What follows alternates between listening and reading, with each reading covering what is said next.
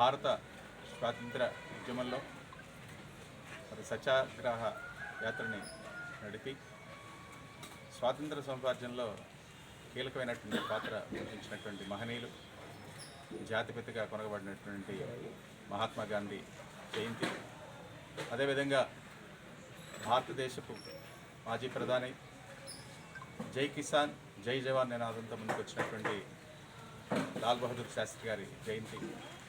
ఈ ఇరువురి జయంతి సందర్భాన్ని పురస్కరించుకొని ఈరోజున ప్రతిపాడు నియోజకవర్గంలో ప్రతిపాడులో గ్రామంలో ఉన్నటువంటి గాంధీ విగ్రహాలకి, అదేవిధంగా మహాత్ముల యొక్క విగ్రహాలన్నిటికీ కూడా ఈరోజు శుభ్రపరచడం, వాటికి మాలలు అవి అలంకరణ చేయటం, ఇవన్నీ కూడా చేసుకుంటూ స్వచ్ఛ భారత్లో భాగంగా వచ్చాం.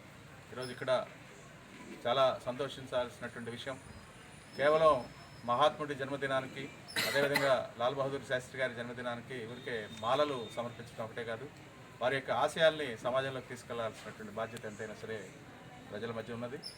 ఆయన ప్రతి అంశాన్ని కూడా హింసాత్మకమైనటువంటి ధోరణి విడనాడి అహింస పరమోధర్మ అనేటువంటి సూక్తిని మరి ఆయన చేపట్టి అదే పద్ధతిలో అహింసా విధానంలోనే స్వాతంత్ర సముపార్జన కూడా పోరాడినటువంటి మహాత్ముడు గాంధీ గారైతే, అదేవిధంగా దేశానికి వెన్నెముక రైతు, అదేవిధంగా దేశానికి పటిష్టపరిచేది జవాన్ అనేటువంటి నినాదంతో, జై జవాన్ జై కిసాన్ అనేటువంటి నినాదంతో భారతదేశాన్ని ప్రగతిలోకి తీసుకొచ్చేదానికి ప్రయత్నం చేసినటువంటి మహనీయుడు లాల్ బహదూర్ శాస్త్రి గారు.